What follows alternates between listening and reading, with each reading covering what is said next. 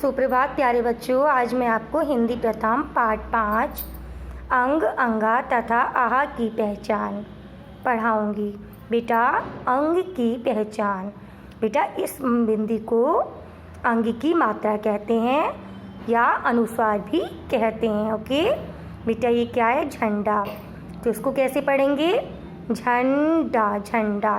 बेटा, इस बिंदी में देखिए ना की आवाज़ निकलती है। ओके, और बेटा जब हम इसको बोलते हैं तो नाक से इसकी आवाज़ आती है, यानी कि ध्वनि आती है। ओके बेटा, ये क्या है? बंदर, बंदर, बंदर। ये मंदिर, मंदिर, मंदिर। ये शंख, शंख, शंख। पंख, हंस, रंग, अंग, चंद। गंध, कंघा, चंचल, सुरंग, तिरंगा। आज मंगलवार है। कुंदन के घर के पास एक सुंदर मंदिर है। कुंदन, नंदन और वंदना मंदिर गए। मंदिर में धूप जलाई। तुरंत हर ओर सुगंध फैल गई। फिर वे पंडित जी से मिले। पंडित जी ने चंदन लगाया। वंदना ने घंटा बजाया। पंडित जी ने शंख बजाया। बेटा, कुंदन के घर के पास क्या है? तो सुंदर मंदिर है। मंदिर बेटा कौन कौन गए थे? तो कुंदन, नंदन और वंदना मंदिर गए। पंडित जी ने क्या लगाया? तो पंडित जी ने चंदन लगाया। वंदना ने क्या बजाया?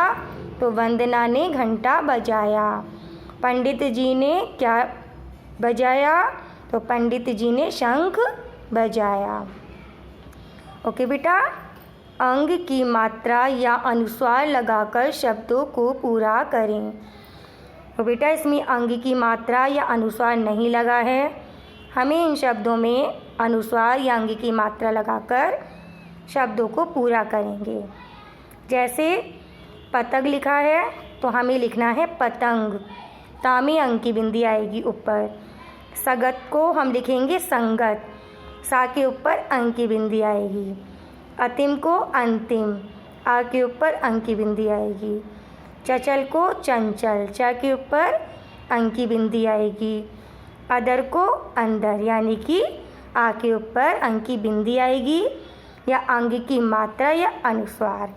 ठीक है बेटा, तो इसको हमने अनुस्वार लगाकर या अंग की मात्रा लगाकर शब्दों को पूरा किया है। अंगा की पहचान। बेटा, इसको हम चंद्र बिंदु भी कहते हैं। ओके, ये क्या है बेटा? चंद्रमा, यानी कि चांद। तो इसको क्या लिखेंगे? चांद। इसके ऊपर देखो चंद्र बिंदु लगी है। ये क्या है? आँखें।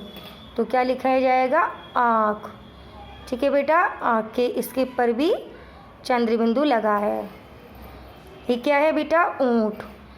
तो जब हम ऊँट शब्द लिखेंगे तो इसमें भी चंद्र बिंदु लगी है। बेटा, ये क्या है? तांगा। तो तांगा में भी चंद्र बिंदु लगा है। ओके, अब देखिए बेटा, आंसू, कांच, पाँच, गाँव, बूंद, पूँछ, गूंज, कांटा, आंचल, बांसुरी।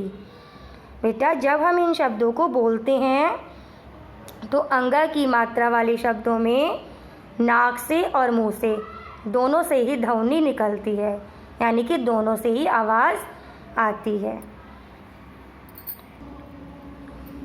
तंवर अपनी माँ के साथ गाँव गया। माँ ने उसे बांसुरी दिलाई, फिर ऊँट की सवारी करवाई। माँ ने गाँव में कुआं भी दिखाया। माँ ने बताया कि गाँव के लोग कुएं से पानी भरते हैं। तंवर ने गाँव की औरतों को देखा जो कुएं से पानी निकाल रही थीं।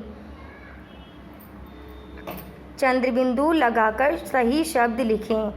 बेटा, इन शब्दों में चंद्रबिंदु नहीं लगा है, इसलिए हमें इन शब्दों में चंद्रबिंदु लगाकर शब्दों को पूरा करना है। कांच, कांपना, दांत, आंगन, चांदनी, इन सब में हमने चंद्र बिंदु लगाया है। ओके। आहा की पहचान। अब बेटा ये जो दो बिंदी हैं इसको क्या कहते हैं? विसर्ग, यानी कि आहा की पहचान। और इन दो बिंदी से बने शब्दों को जब हम बेटा पढ़ते हैं तो इसमें से हा की आवाज़ आती है। जैसे न प्लस मा प्लस हा तो नमहा, दे ऊ प्लस हा प्लस शा प्लस सा प्लस ना, दुशासन, यानी कि बेटा बुरा शासन। ये क्या है बेटा? 6, यानी कि 6। 6 प्लस है 6। देखिए बेटा जब हम इन शब्दों को बोल रहे हैं तो इसमें हा की आवाज़ आ रही है। और ये हा की आवाज़ किसकी है? ये जो दो बिंदी हैं, यानी कि विसर्ग जो लगे हैं, या इसको कह सकते हैं आहा की मात्रा। पुनः, अतः, दुख, छी, फलतः, अनंतः, नमः, दुस्साहस। मैं पाठशाला जाता हूँ, अतः मैं 5 बजे उठता हूँ। मेरी पाठशाला सुबह 6 बजे शुरू होती है। मेरी माँ मुझे पाठशाला भेजकर सैर पर जाती हैं। वे पुनः 7 बजे सैर से वापस आकर काम में लग जाती हैं। फलतः वे थक जाती हैं। मैं माँ को दुखी करने का दुस्साहस, यानी कि बुरा साहस कभी नहीं करता। आहा की मात्रा या विसर्ग वाले शब्दों को पहचान कर लिखें। बेटा इसमें आहा की मात्रा वाले शब्द और अंग की मात्रा वाले शब्द दोनों के शब्द दिए गए हैं, लेकिन हमें आहा की मात्रा वाले या कह सकते हैं हम विसर्ग, अभी मैंने आपको बताया था कि ये दो मात्रा जो होती हैं इसको विसर्ग भी कहते हैं। तो या आहा की मात्रा वाले शब्द या विसर्ग वाले शब्दों को हमें पहचान कर नीचे लिखना है। तो कौन कौन से आहा की मात्रा के शब्द? अतः, नमः, पुनः, फलतः, छी, दुख। ठीक है बेटा, अतः, नमः, पुनः, फलतः, छी, दुख। अब क्या है बेटा? मिलाकर लिखें। अब हमें इन शब्दों को मिलाकर लिखना है। ये अलग अलग शब्द हैं, हमें इनको मिलाकर लिखना है। पे प्लस ऊ प्लस ने प्लस हा, पुनः। आ प्लस ना प्लस ता प्लस हा, अनंतः। फ प्लस ला प्लस ता प्लस हा, फलतः। दा प्लस ऊ प्लस हा प्लस खा, दुख। दा प्लस ऊ प्लस हा प्लस सा प्लस हा, दुसह। ठीक है बेटा, दुसह यानी कि जिसे सहन करना कठिन हो, यानी कि कठोरता।